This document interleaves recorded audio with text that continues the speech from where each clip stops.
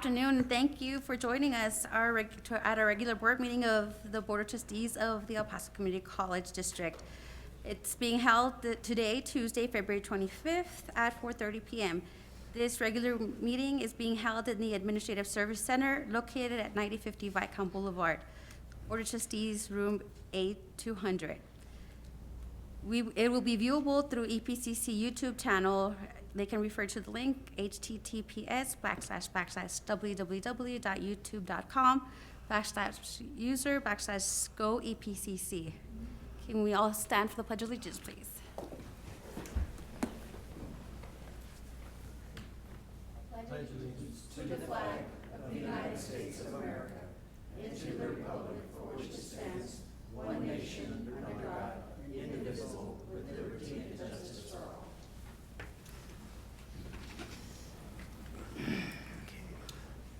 Ms. Bell, will you please do the roll call? Yes. Mr. Uxer. Here.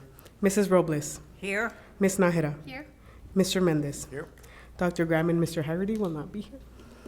Judge Haggerty's on his way. Okay. Judge Haggerty's on his way. Item 1.4, approval of minutes. This includes the January 25th, 2025 Special Board of Trustees meeting. Move to approve? Second. Mr. Uxer. Aye. Mrs. Robles. Aye. Ms. Nájera. Aye. Mr. Mendez. Aye. Item 1.5, welcome to guests and staff members. Item 1.6, open forum, there is none. Section 1.7, presentations by individuals, groups, and organizations. Item 1.7.1, Mr. Daniel Graves, CPA, CCA, Weaver and Tidwell LLP, will present the results of the internal audit of SB 17 compliance.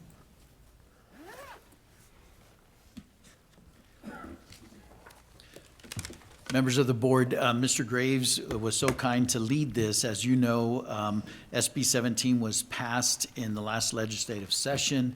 As a result, the college must go through an audit to ensure that we are in compliance with SB 17. We contracted with Weaver, and they conducted an audit for us. Please. Thank you for having me. Yes, it's a pleasure to be here tonight as your contracted internal auditor. That's been a long time coming. I know we started the proposal process prior to COVID, then COVID hit, and then it all kind of, everything happened, and then you relet that, and we're happy to be here tonight. Love working with community colleges throughout the state of Texas. As Dr. Zarata said, the first audit that we got to do for the college this year, if we could go to the next slide, is our SB 17 compliance audit. I'll keep going, it'll show up here in a minute. That internal audit, as the state auditor's office was sending inquiries through all the different, oh, thank you, I didn't realize I had a pointer. The state auditor's office put out inquiries throughout a lot of the community colleges and universities throughout the state of Texas, and essentially asked if they were going to do an internal audit of SB 17. If not, I believe that the SAO was going in and doing audits on a selected basis. And so that was our first audit this year. That internal audit included the compliance with SB 17 as codified within the Texas Education Code, section 51.3525. Through our procedures, ultimately you got a clean report.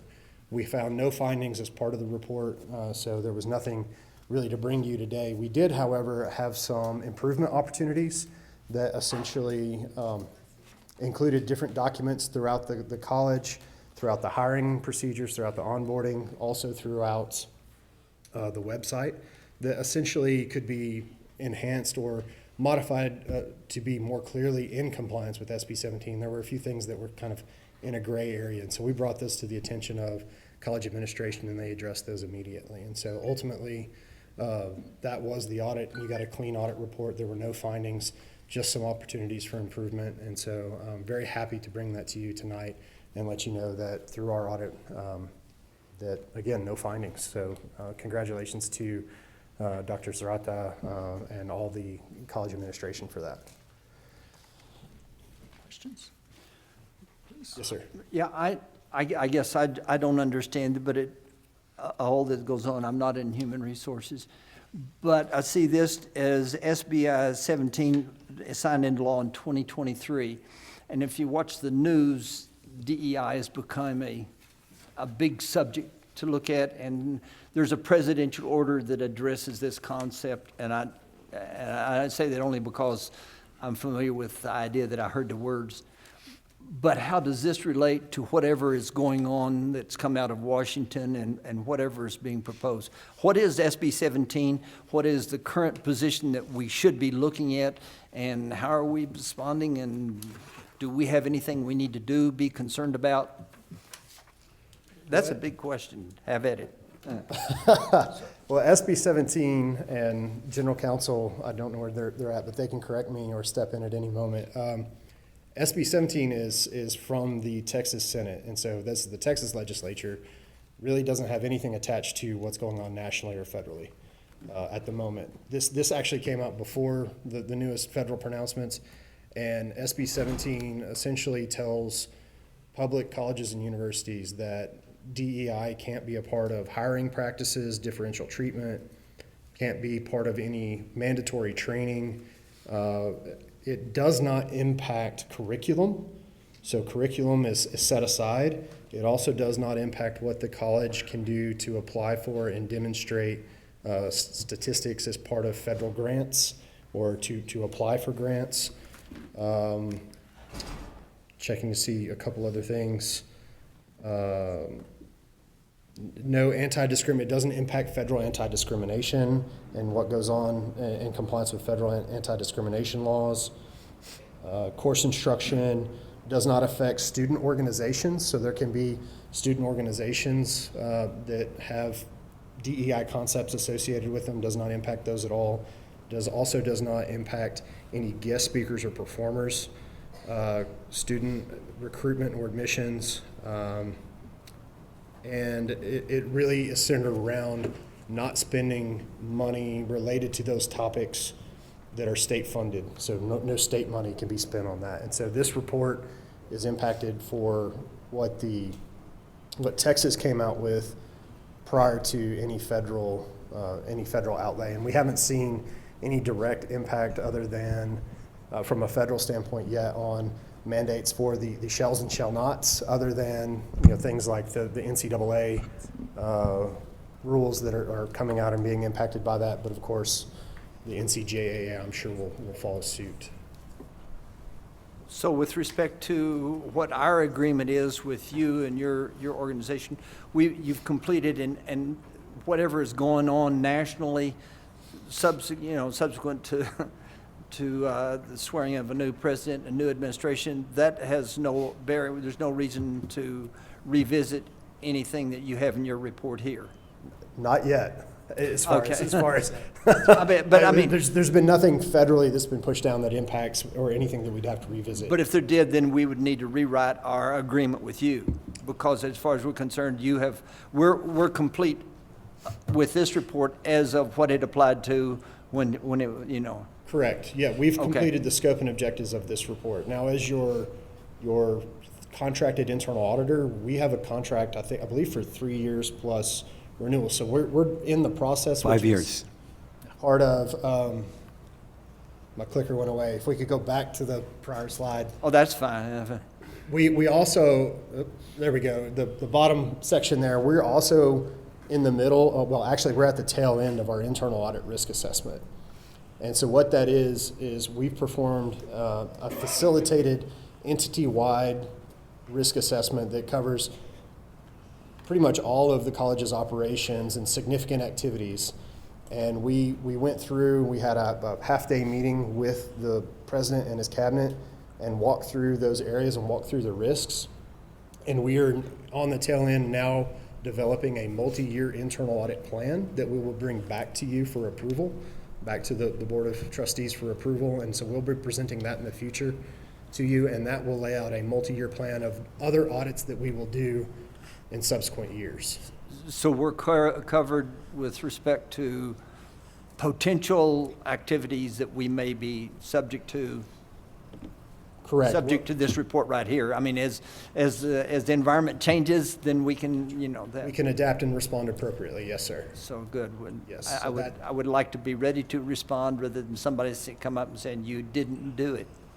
Well, that's hopefully what we're getting in front of. We've addressed this, we've addressed SB 17, and any new federal, state, local compliance that we need to address as part of the internal audit plan, we can adapt and nimbly change that internal audit plan to respond to any of those changes. Thank you. Any other questions?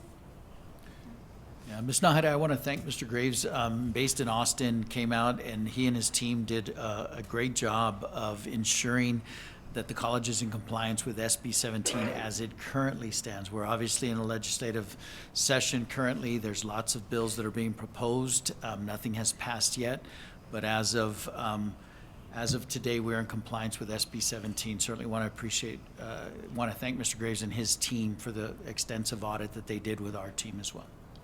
Thank you so much. Thank you very much.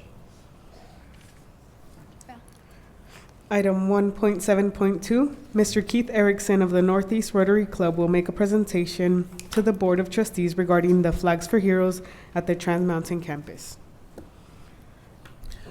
Good afternoon. How y'all doing today? Great, thank you. Welcome. Great, thank you. I want to thank you guys so much. Thank the board for allowing us last year to do Flags for Heroes on the property up at over on Gateway North and Diana. Without that support, I don't know where we would have been. We raised, with the funds that we raise over doing Flags for Heroes, those funds are used to help El Paso Community College, EPCC, UTEP, and El Pasoans Fighting Hunger, and many other great organizations. Last December, we gave $39,000 away, and it was a lot. It went to really deserving causes, and so we're again hitting 2025 with the ground running. We're multitasking. We're in the process of getting a golf tournament together at Painted Dunes, but we're also going back to do Flags for Heroes again. And if you're not familiar with what that program is, through a donation for $100, you get your hero's name placed on a flag, and it's displayed 4 times a year on that property that's on the north side of Diana going towards Gateway. That hero could be living or it could be deceased. And so we like to honor our heroes all the time. And I will tell you, you have been our hero. And so we've donated a flag for you, and we also have the certificate. And I'd like to present this to the board for once again being our hero. It's a very emotional thing for me because we've done a lot of good things in the community. We can't thank you enough. And so I'd like to give this to you guys.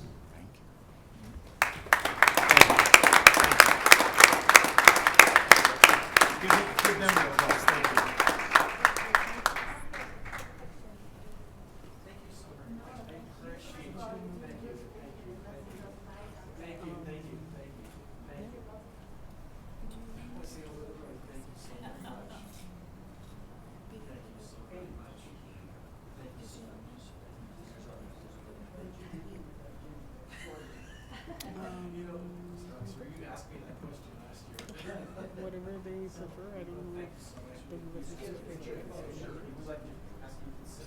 Either way, coming out of the same account, right?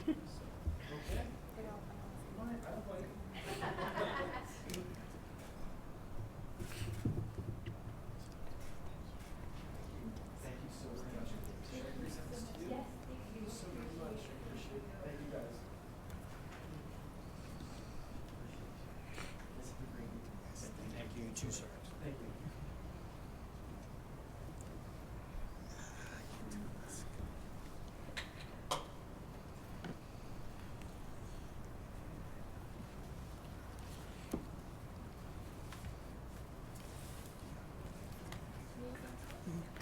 Item 1.7.3, Dr. William Serrata, College President, will recognize individuals who have retired from El Paso Community College.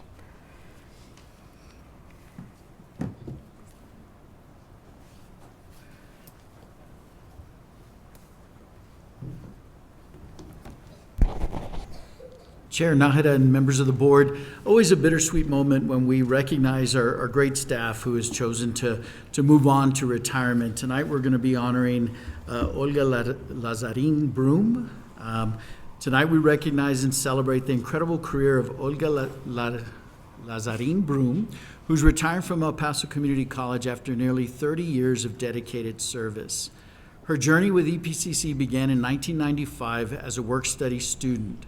Through her unwavering passion for higher education and commitment to student success, she grew into a vital member of our community, eventually becoming a full-time admissions and registration assistant for the International Student Office. Over the years, she has played an instrumental role in guiding students from diverse backgrounds through the admissions and visa processes, helping them achieve their academic dreams. Her impact extends far beyond the office. Olga has been an integral part of the admissions and registration team, representing EPCC at Apply Texas intake sessions, TACRO conferences, and Operation College Bound, as well as serving on numerous college committees. Her deep belief in the power of education is evident in the practice, compassion, and care she brings to her work. In fact, EPCC was an essential part of her own educational journey. With the support of the college, she earned an Associate of Arts in Criminal Justice before going on to complete her bachelor's degree in the same field. Her colleagues will miss her tremendously. She has always gone the extra mile, ensuring that every student and staff member receive the best possible support. If she didn't have an answer, she would find it. Her commitment to excellence and willingness to help others have left a lasting mark on EPCC. As she embarks on this new chapter, she looks forward to spending more time with her children and grandchildren, but her passion for learning doesn't stop here. She's already enrolled at New Mexico State University to pursue her master's degree in social work. Ms. Lazarin Broom, your dedication and hard work have made a profound impact on this college and the many lives that you've touched. We're deeply grateful for your service, and while we will miss you, we celebrate this exciting next step in your journey. Thank you, Ms. Lazarin Broom.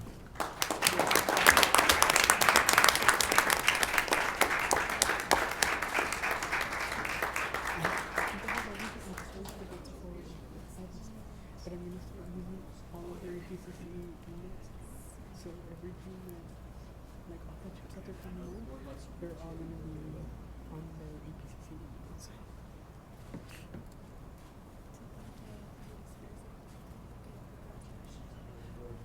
You're gonna take a picture with you as well.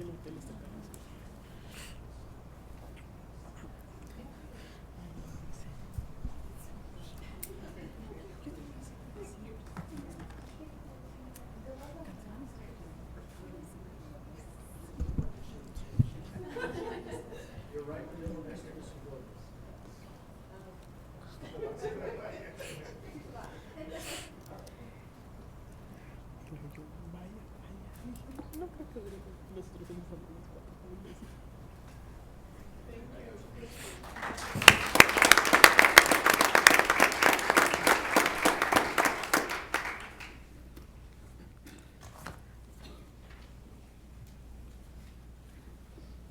Item 1.7.4, optional presentations will be made by the presidents of the Classified Staff Association, the Professional Staff Association, the Faculty Association, and the Student Government Association.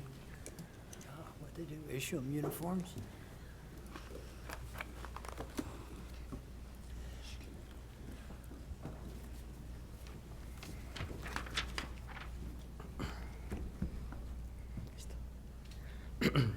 Good evening, members of the board, Dr. Serrata, vice presidents, faculty and staff, and honored guests.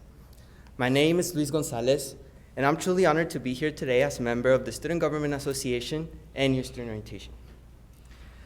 I was privileged to represent APCC at the Texas Capitol at Austin. And I want to take a moment to thank you all for making this an incredible experience possible.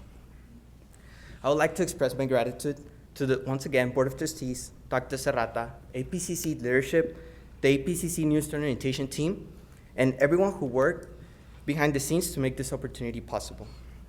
A special thank you to staffer Sofia Garcia from Senator Hausman's office, who took the time to meet with us and talk a little bit of how us students can be involved into the political process. one thing she said that really stuck with me was that we as students have the power to accomplish anything.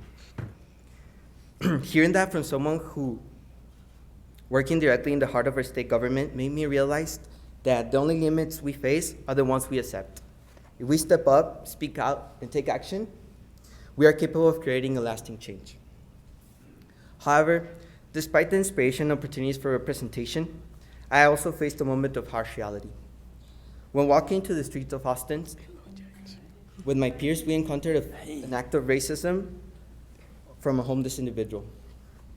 This moment made me realize that despite the progress in many ways human society has, bias will exist and will continue to exist. Even though it will be a moment to define my trip as something bad, I took this as a learning opportunity and reason to continue raising my voice and advocating for my rights. Coming back from Austin, I am more driven than ever. I saw firsthand the impact that community colleges have in shaping lives and how important it is for students like us to be involved in the conversation. I also learned that adversity will always be present, but what matters is how we respond to it. And I choose to respond with strength, knowledge, and action. Once again, thank you for giving me this opportunity. Thank you for investing in students and believing our voice deserves to be heard. This trip changed my life, and I hope that my experience can serve as a testament why supporting community colleges is not just an investment in education, but an investment in a better, more just society. Thank you, and go Tejanos.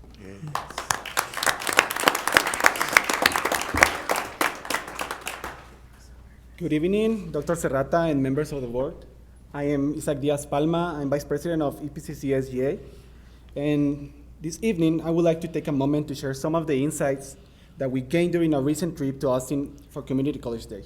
But before I do, I want to extend our sincere gratitude to Dr. Serrata, members of the board, as well as to Ms. Rivas, Dr. Amaya, Ms. Olivas, Ms. Sanchez, and everyone who played a role in making this trip possible. One of the main themes for our trip was advocacy, which we understand as public support for a cause or policy. Advocacy is vital because it allows us to represent our community's interests and stand up for what matters the most.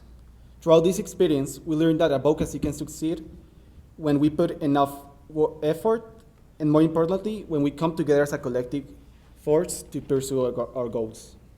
I was truly inspired by walking through the Capitol aisles and getting to know how government works. One memorable moment for me occurred when I was in Dr. Gonzalez's office, speaking with her staff. One of her staff members told me not to lose hope, even in the current challenging political climate. As long as we continue to speak and stand out for what we believe in, we will find a path forward. It was at that moment that I truly realized the importance of our work. Every draft, every training session, every meeting, and every bit of preparation had led us to this meaningful opportunity to advocate for our cause. Now that we're back in El Paso, I believe that our next responsibility is to share the knowledge we've gained with our fellow SGA members, as well as with our friends and family. This way, the information we learn doesn't stay just with us, but instead it spreads out to our community. I remember when Dr. Amaya was telling us when we were leaving the Capitol building that it's now up to us to pass on what we learned so that future generations and everyone in our network will be better equipped to make a difference. Once again, thank you for this incredible opportunity. We are excited to continue participating in events like this so that we can keep learning and contributing to a brighter future, not only for ourselves, but for our entire community. Thank you.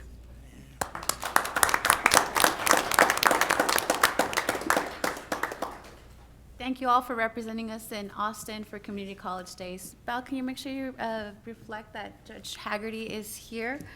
He got here when they were presenting, and he'll be taking over from here. Yes, ma'am. Thank you, Bonnie. Come on up there. The best speech of the whole, I made it just in time. I missed you, Mr. Haggerty. Where were you? Gee, you don't have to answer that. Wow.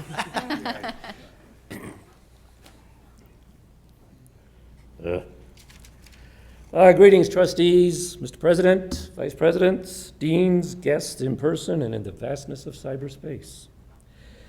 2 years ago, the dominant political party in Texas attempted to eliminate tenure in Texas public colleges and universities. Fortunately, that effort failed. 2 years later, in the present day, that political party is once again advocating the elimination of tenure. As I did back in 2023, I quote the great American patriot Thomas Paine when I say, "These are the times that try men's souls." The official party platform of that dominant political party states in paragraph 108, "We support abolishing the system of tenure in academia and advocate replacing it with a merit-based system for teacher retention." Of course, this political party would be the one to write the rules for retention, and those rules would undoubtedly state their particular propaganda. In addition, Texas State Representative Matthew Shabane, a member of the dominant political party, has introduced HB 1830, which states, "An institution of higher education may not grant an employee of the institution tenure or any type of permanent employment status." Here we go again, folks. That same dominant political party is, for the second legislative session in a row, seeking to deprive us of our livelihood. But this should come as no surprise, as the same political party at the national level has already deprived thousands of federal government workers of their livelihood in a most capricious, vengeful, and uncaring attitude. To paraphrase the great Thomas Jefferson in the Declaration of Independence, that particular political party, whose character is thus marked by every act which may define a tyrant, is unfit to be the ruler of a free people. Thank you. Thank you. Anybody else? That it? Section 1.8, Communications. Item 1.8.1, Discussion and Review regarding data statistics, policies, and general information related to El Paso Community College by the Board of Trustees. Chair Haggerty and members of the board, I invite Dr.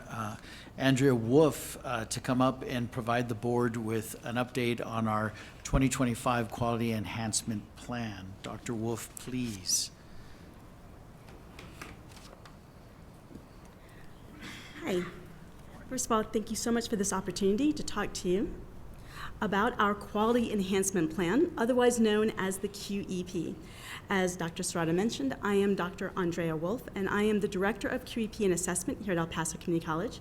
And today I'm going to talk just a little bit about what is our QEP, as well as some of the data we have thus far. Okay, so first, you should know that our QEP is part of our accreditation process. It's required to address either student learning or student success. There are two requirements for the topic. One, it must be data-driven, and it must be selected through a process involving all institutional stakeholders. For us and our process a couple years ago, we had a QEP topic selection task force that had a lot of institutional stakeholders. They looked at the data. We had 2 institutional-wide surveys. We then also had a QEP town hall. Afterwards, once we had our topic, we then had a QEP development task force with more stakeholders to come up with our interventions. So let me tell you a little bit about the cycle. It takes 5 years to develop a plan. This plan is then reviewed by SAC-CRC, and they give us our recommendations or suggestions. At that point, we have 5 years to implement our plan. Then we turn in a 5-year report to SAC-CRC. We are now in our 3rd year of implementation. So, our QEP is Find Your Way, Connect, Discover, Succeed. Our focus is to improve student success. Our primary goal is that students take ownership of their academic and career paths. And our primary assessment is the decrease of the average semester credit hours for our graduates. Now, we have 3 sets of interventions. The first set has to do with communication. So we're talking about communicating with students both about programs, events, as well as the college-going culture. So first, we have a Start Here, EPCC Start Here video. You may have, some of you on the board may have seen it a couple years ago. It is both in English and Spanish. I know that she's not here, but thank you to Dr. Graham for that suggestion of having it in Spanish. It covers expectations, such as you're supposed to go to New Student Orientation, NSO. You're supposed to visit your first-year experience advisor and do something called an educational plan. And I'll tell you about that, what that is in just a moment. We also have requests to promote forms. Now, the idea here is that we have this hub, my.epcc.edu, that has announcements and upcoming events.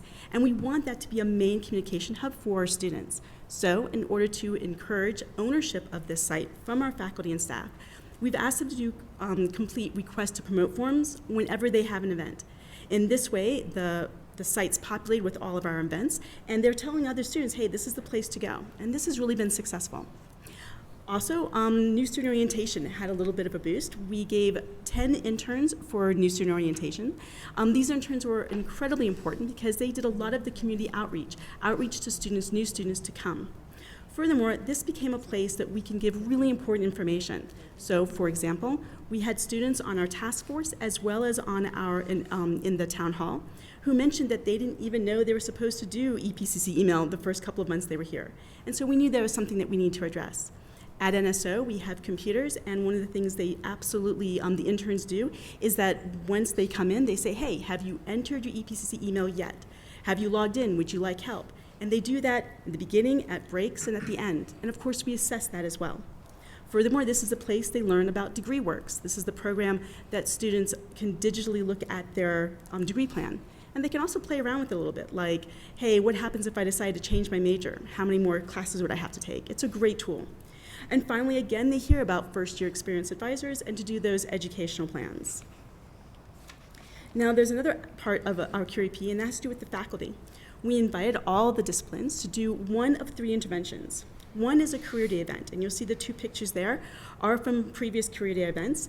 These are very big events that address hundreds of students. They're a big deal. It takes a lot to host them, but they put in the work and effort. And the idea is that we have people from the community that come in and talk about careers as from in the community, as well as say what kind of career can you get with a philosophy degree, with a criminal justice degree.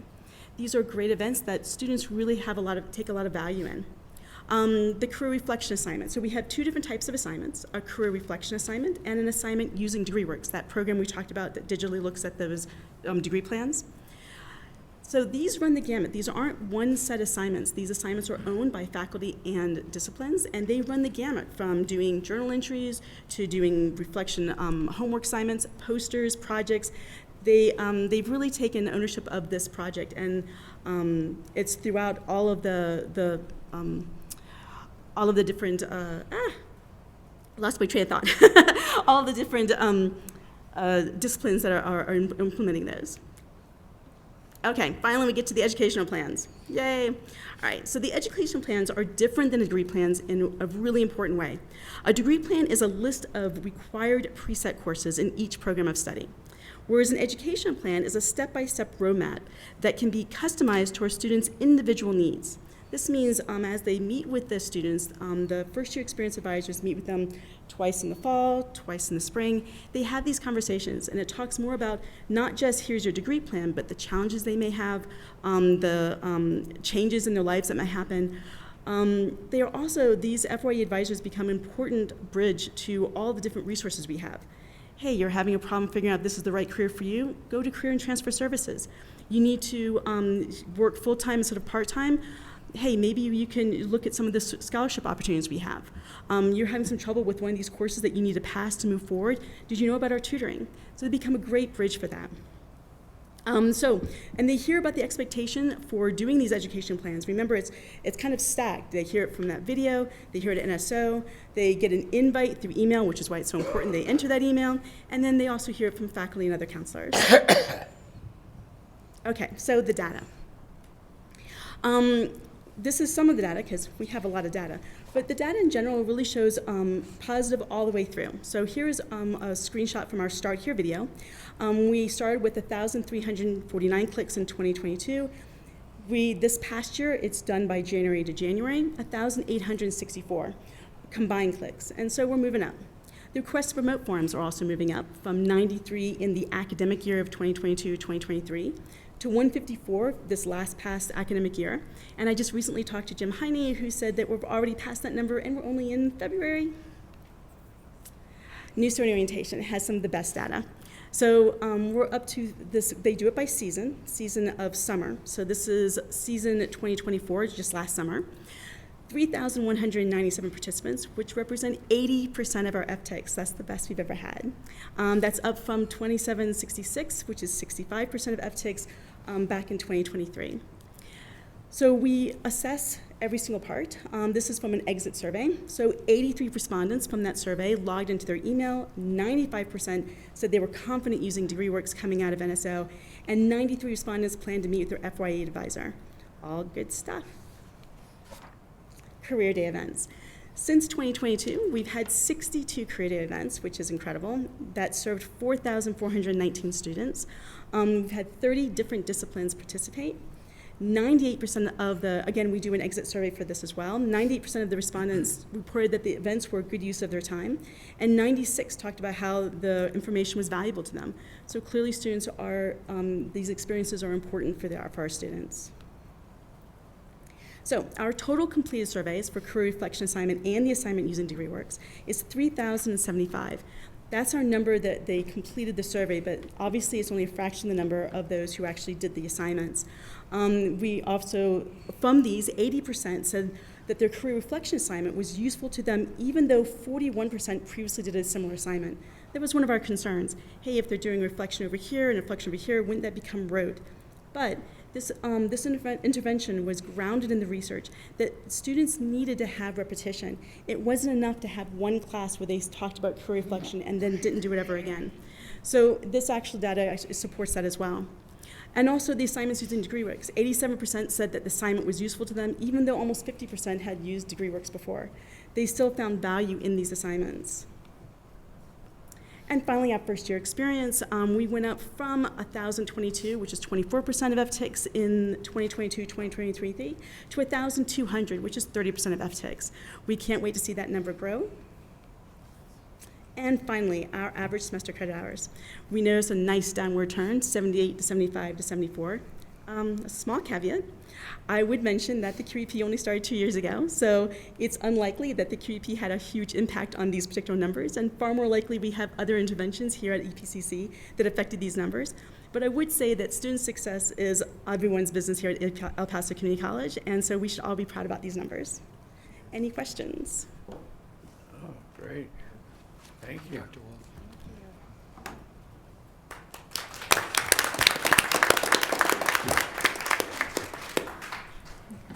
Section 1.9, Board of Trustees Business. Item 1.9.1, discussion and take action to authorize the president or his designee to execute a limited license agreement between the college and Rotary International District 5520 regarding the installation of certain American flag displays on the Trans Mountain campus. Motion to approve? Second. Any discussion? Go ahead, Doc. Do you have anything to say about it? Or? Yeah, I have a question. What do they mean, a limited license agreement? I mean, you Mr. can or you Ortega. can't. What does it mean? I'd ask Mr. Ortega to weigh in. Mr. Ugsher, we previously prepared and had the Rotary International District actually signed a limited license agreement. So this is something that has been approved by the board in years past. This is just to provide them an ability to plant the flags alongside EPCC property, and it's only limited to that specific purpose. Is that what the limited means, just restricted the area? Yes, sir. Oh, okay. Sure. Mr. Exer. Aye. Mrs. Robles. Aye. Ms. Nájera. Aye. Mr. Mendez. Aye. Mr. Haggerty. Aye. Items 1.9.2 and 1.9.3 will be discussed after executive session. Item 1.9.4, discussion and take action to formally approve the El Paso Community College vision and mission statements. Motion to approve? Second. Any discussion? Call the question. Mr. Uxer. Aye. Mrs. Robles. Aye. Ms. Nájera. Aye. Mr. Mendez. Aye. Mr. Haggerty. Aye. Item 1.9.5, discussion and take possible action regarding the upcoming regular Board of Trustees meeting for April 2025. Chair Haggerty, members of the board, there is a Texas Association of Community Colleges quarterly meeting that is scheduled on our board meeting day, April 23rd. Given that it's a legislative session, I think it's important for me to attend that respective meeting. The following Wednesday is April the 30th. I offer that as an opportunity if the board so chooses. Any motion to move it to the 30th? I make a motion that we move the board meeting to April 30th. Have a second? Second. Any discussion? Call the question, Bill. Mr. Uxer, Aye. Mrs. Robles, Aye. Ms. Nájera, Aye. Mr. Mendez, Aye. Mr. Haggerty. Aye. Section 1.10, Board Reports. Item 1.10.1, Treasurer's Report. No action is required. This includes January 31, 2025 financial statements. Item 1.10.2, President's Report.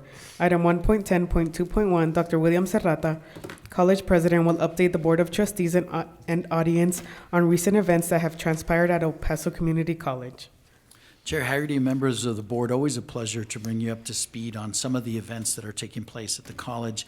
I'd like to begin my report by sharing that the EPCC Art Department is publishing its first episode in a new series of podcasts called Art Estudios, featuring EPCC alumni sharing their post-graduation experiences. The first episode was recorded in January and features Brianna Rivera, a student who graduated in 2017. In the podcast, she discusses her experiences with Art Associate Professor Frank Rimbach and shares how EPCC was instrumental in launching her creative career.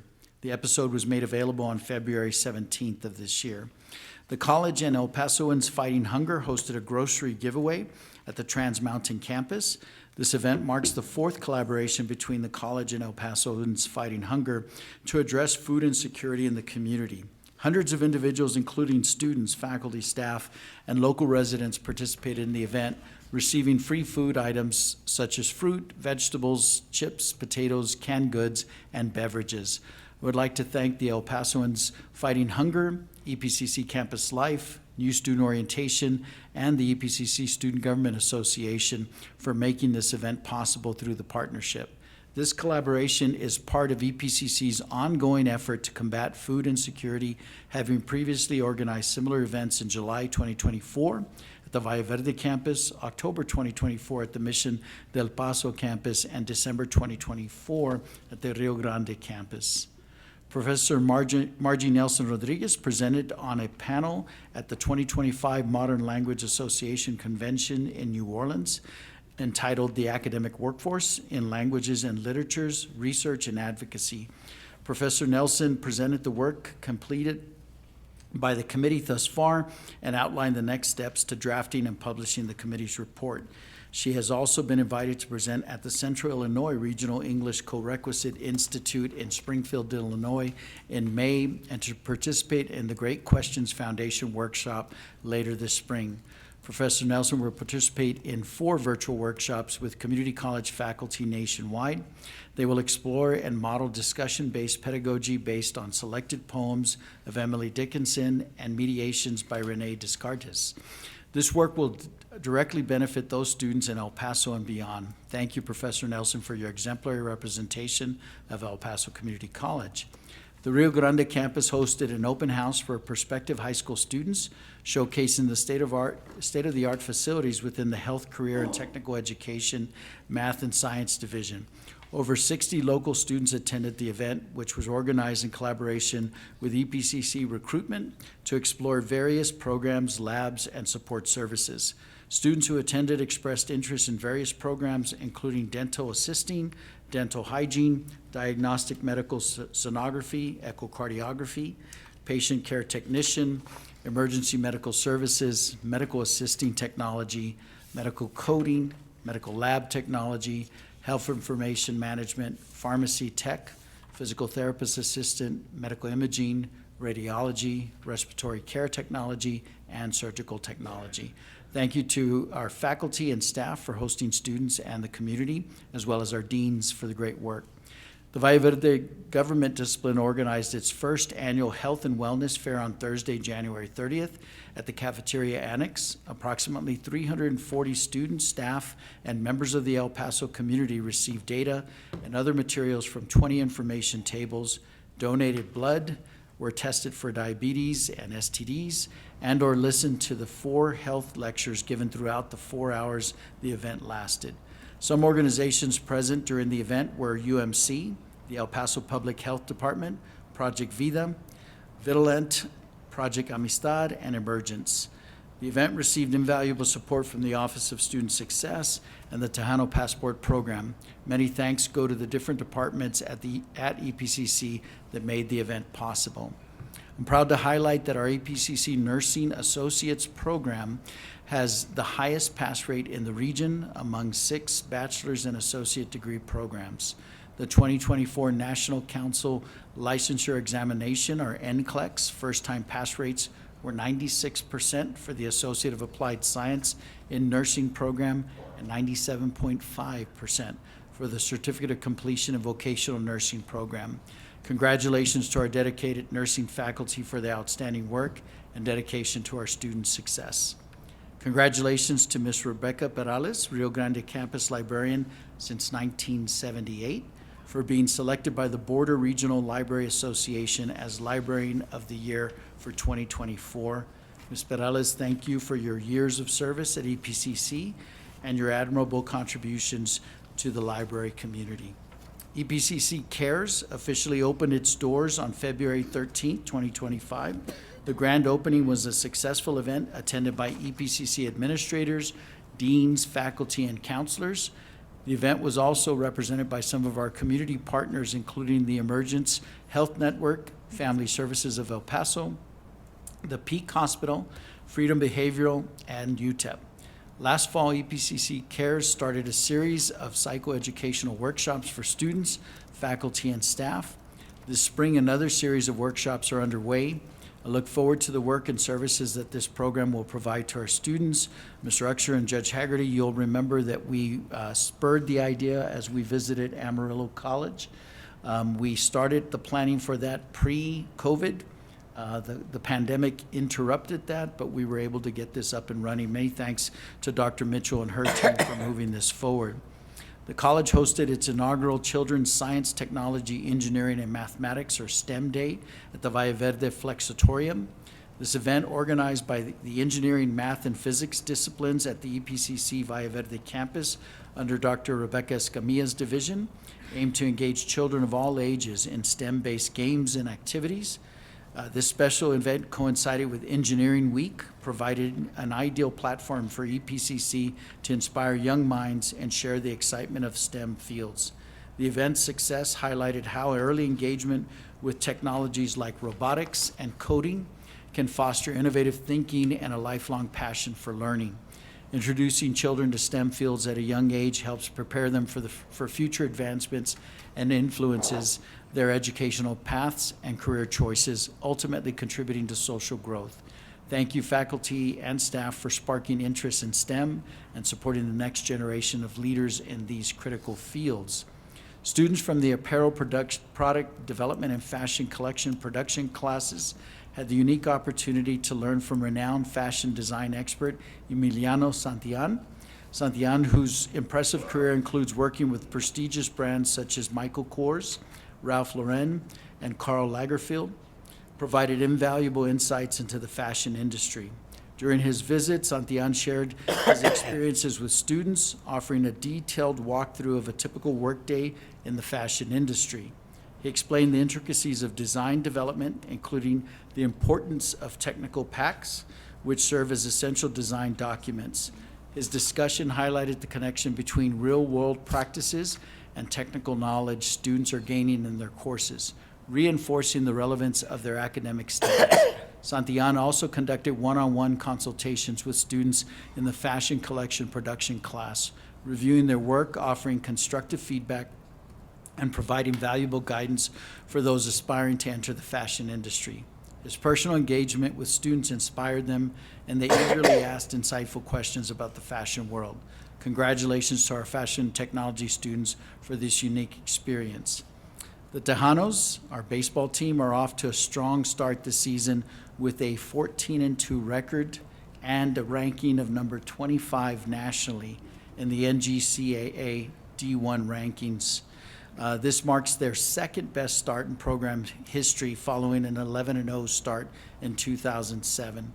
The team is currently in the midst of a 20-game homestand, so I encourage board members, if you have the opportunity, to come out and watch them, which continues until March the 15th.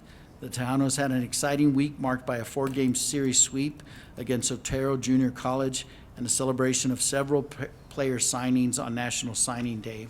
EPCC sophomore infielder Carlos Malden signed with the University of Oregon, while fellow sophomore outfielders Yahira Acevedo and Joshua Prado committed to Cal State Bakersfield and Texas A&M Kingsville, respectively. Additionally, freshman left-handed pitcher Barry Miller signed with New Mexico Highlands. Congratulations to our student athletes as well to Coach Susi for the great season to date. Earlier this month, the college and United Way announced a new partnership to offer essential services to students in the community through Resiliency Navigators at each EPCC campus.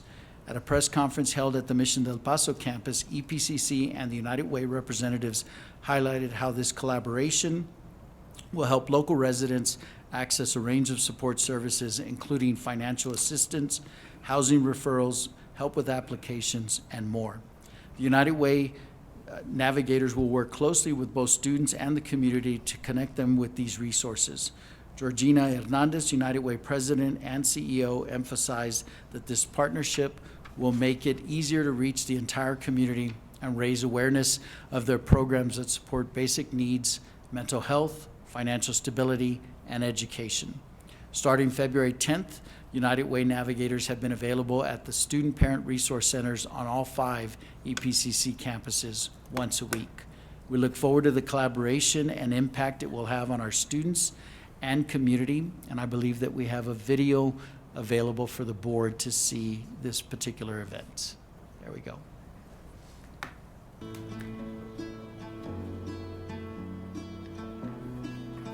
El Paso Community College is committed to providing students and our community with support services through our student, parent, and mental health support programs, as well as social service programs. Access to counseling and social service resources ensure that our students can thrive.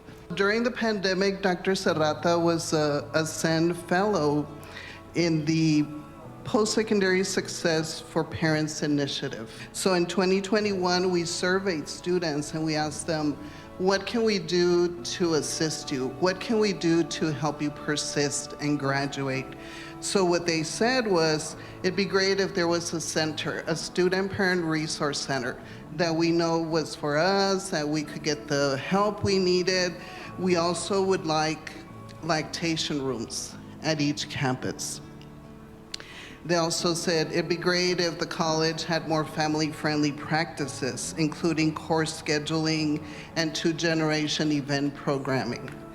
And it'd be great if we could get referrals to college and community resources and services. So by 2023, we opened up the student parent resource centers at every campus. We opened lactation rooms at every campus. We now have lactation pods also at every campus.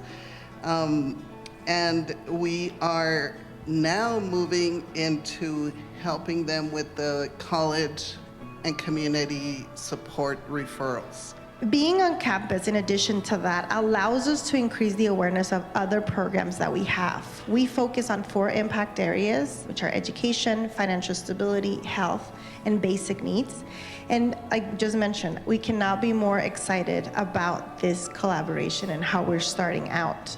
We are proud of our commitment at the Mission del Paso campus in supporting students and our student parents through the Student Parent Resource Center, which we affectionately call the SPRC, and the unique opportunities it provides. But with education at its core and compassion, I think this will be a great partnership, and I hope it's just the beginning. We believe 100% of education, and we want to make sure that we provide the services, and we bring our services and our navigation services to the students so they are able to complete and meet their goals. Hello, my name is Daniela Garcia Morales. I'm with the Community Resiliency Center with the United Way of El Paso, and I'm a navigator. Basically, my role is connect my community members with resources around their community, such as SNAP, rent assistance, bill assistance, food pantries, childcare services, and a variety of services that are free to our community members. Our services are completely free to the public. We serve the city of El Paso, and we welcome everyone that needs a hand. We're happy to connect them. we're so happy that the navigators will be at every campus because, like I said at the start, student parents are super busy. That we can make community services available to students here at their campus, that's going to be a huge help for them. So thank you so much, United Way navigators. I see them here. They're friendly, they're smiling. Hoy estamos aquí celebrando el lanzamiento de la colaboración que vamos a tener con El Paso Community College, donde traemos uno de los programas que tenemos en United Way a los estudiantes y los vamos a tener en los 5 campus en la ciudad. El programa se llama Community Resiliency Center y lo que hace es ayuda a navegar los recursos que hay disponibles en la comunidad. Lo que decimos es cuando la gente viene a nosotros con un problema, nosotros podemos ver más allá de ese problema porque por lo regular hay otros problemas que vienen después. Y nuestros navegadores ayudan a hacer un plan con el participante, de esta manera con los estudiantes, para poder sacarlos de ese problema en el que están. Los recursos pueden ser desde beneficios de estampillas hasta ayuda con la renta, y ayuda para saber dónde buscar trabajo.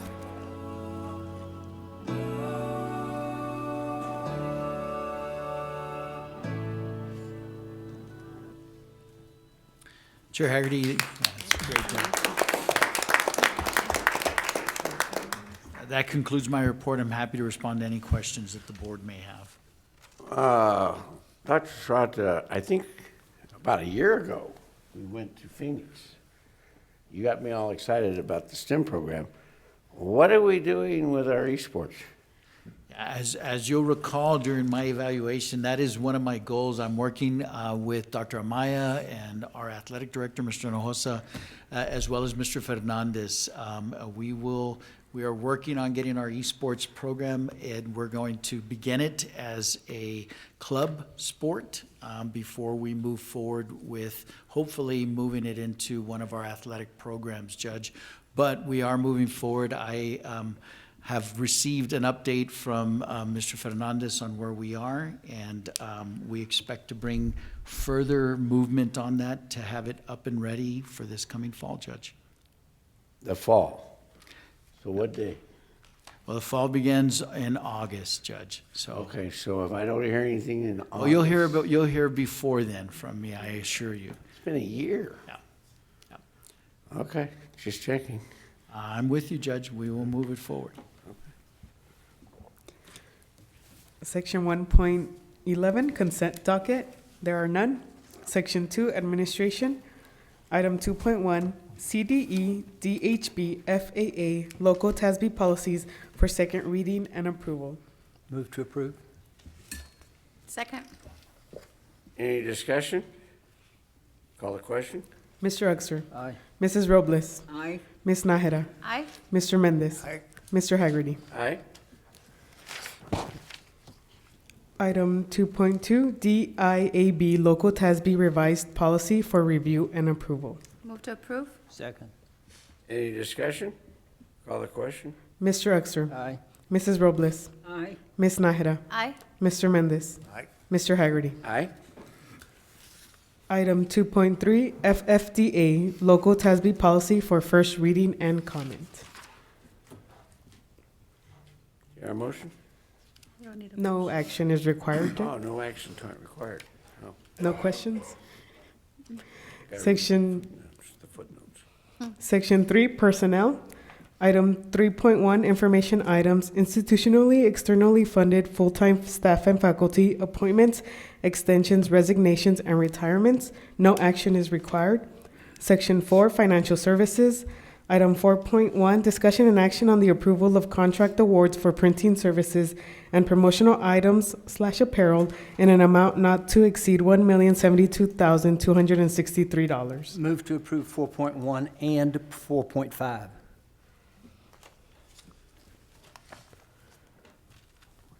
Go ahead and read 4.5. No? Item 4.5, discussion and action on the approval to award a contract to Furniture Marketing Group, Inc. for the purchase of office furniture for the Employee Relations Office spaces in an amount not to exceed $58,061. Do I have a second? Second. Oh, I approved first. Second. I want a second, too. Okay. Any discussion? Call the question? Mr. Uxer. Aye. Mrs. Robles. Aye. Ms. Naheda. Aye. Mr. Mendez. Aye. Mr. Haggerty. Aye.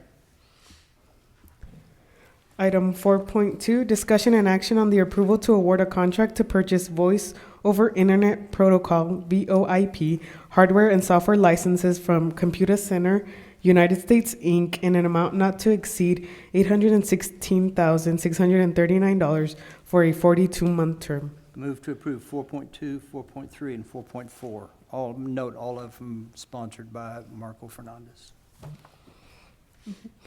Item Go ahead and read 4.4 and 4.5. Item 4.3, discussion and action on the approval of a 3-year contract with OCLC, Inc. for implementation and subscription maintenance of the OCLC World Share Management Services, WMS, Easy Proxy, and Content DM in an amount not to exceed $547,342 for a multi-year agreement.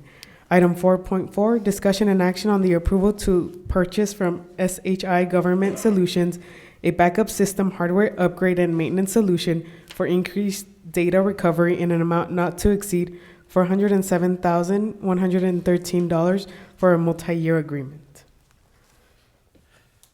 Okay. Any discussion? Call the question? Mr. Uxer. Aye. Mrs. Robles. Aye. Ms. Naheda. Aye. Mr. Mendez. Aye. Mr. Haggerty. Aye. Section 5, Physical Facilities. Item 5.1, discussion and action on the approval to award a contract to Velis Construction to recoat the roof of Building A, Valle Verde Campus in an amount not to exceed $1,500,000. Move to approve 5.1 and 5.2. Second. Any discussion? I will read item 5.2, Judge. Item 5.2, discussion and action on the approval to award a contract to Action Target, Inc. for upgrades and repairs to EPCC's Law Enforcement Academy firing range at the Mission del Paso campus in an amount not to exceed $478,137. Section 6, curriculum and you didn't follow board. Mr. Uxer. Aye. Mrs. Robles. Aye. Ms. Naheda. Aye. Mr. Mendez. Aye. Mr. Haggerty. Aye. Section 6, Curriculum and Instruction. Item 6.1, discussion and action on the acceptance of the grant from Humanities Texas in the amount of $12,000. Move to approve. Second. What's this cover, Mr. Smith? Good evening, Judge Haggerty. So this grant creates awareness and information related to the little-known punk rock music scene in El Paso. So I'm not familiar with Repo Man. I'm going to have to watch that movie, I guess. But it's a small but important grant to create awareness about the music scene in El Paso. Well, somebody must have asked for it, so tell them thank you. We did, yeah. And Dean Kirby is in the audience, and of course Margie Nelson Rodriguez, who you heard about earlier, presenting at the state level, and of course our grant folks as well. We appreciate their input. He's going to bring a band and they're going to play for us one time? No, but there's several events happening around the city. You're more than welcome to come out and hear more about it. Okay. Keep us informed. Thank you. We have a motion and a second. Call the question. Mr. Uxer. Aye. Mrs. Robles. Aye. Ms. Naheda. Aye. Mr. Mendez. Aye. Mr. Haggerty. Aye. Section 7, Student Services. Item 7.1, discussion and action on the approval of continuing education, CE, tuition rates for new courses. Move to approve. Second. Any discussion? Call the question. Mr. Uxer. Aye. Mrs. Robles. Aye. Ms. Naheda. Aye. Mr. Mendez. Aye. Mr. Haggerty. Aye. Section 8, Community Services. There is none. Would the board like to go into executive session? Yes, please. Item 1.3, Executive and Closed Session. The Board of Trustees may conduct an executive or closed session pursuant to Chapter 551 of the Texas Government Code for one or more of the following reasons. 1, consultation with its attorney to seek or receive legal advice or consultation regarding pending or contemplated litigation or for any purpose authorized by law. 2, discussion about the value or transfer of real property. 3, discussion about a prospective gift or donation. 4, consideration of specific personnel matters. 5, discussion about security, personnel, or devices. Or 6, discussion of certain economic development matters. The board may also announce that it will go into executive session on any item listed on this agenda if the subject matter is permitted for a closed session by provisions of Chapter 551 of the Texas Government Code. Any vote regarding these items shall be taken in open session. Item 1.3.1, discussion with legal counsel regarding the negotiation of exchange of real property between EPCC and County of El Paso located adjacent to the Mission del Paso campus pursuant to Section 551.072 of the Texas Government Code.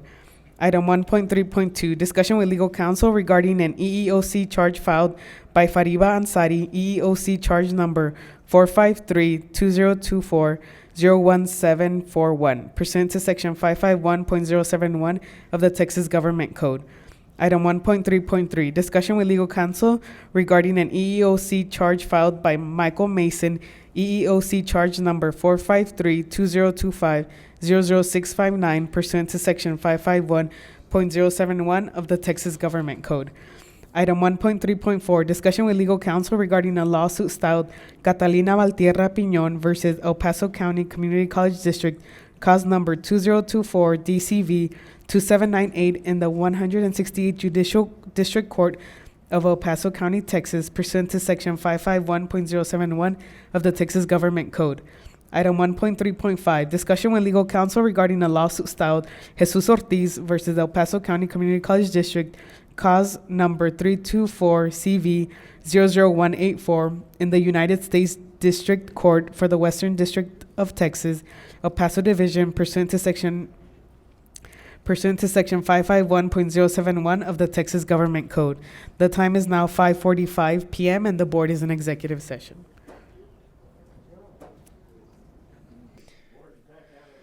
Session. Bill, I think we have one issue that we have to be, it's 1.9.2, right? 1.9.2 and 1.9.3, Judge Haggerty. So item 1.9.2, discussion and take possible action regarding a lawsuit styled Catalina Valtierra Piñon versus El Paso County Community College District, cause number 2024 DCV 2798 in the 168th Judicial Court of El Paso County, Texas. That's the one with no action? Correct. No action needed on that. 1.9.3, Bill. Item 1.9.3, discussion and take possible action regarding a lawsuit styled Jesus Ortiz versus El Paso County Community College District, cause number 324CV00184 in the United States District Court for the Western District of Texas, El Paso Division. Do I hear a motion? I move to approve the action in accordance to what we discussed in executive session. Do I have a second? Second the motion. Okay. Any discussion? Call the question. Mr. Uxer. Aye. Mrs. Robles. Aye. Ms. Nájera. Aye. Mr. Mendez. Aye. Mr. Haggerty. Aye. And I'd like everyone to know that our next board meeting is on the 26th of March here in this board room at 4:30 p.m. And we're now adjourned. Thank you. Thank you, Judge.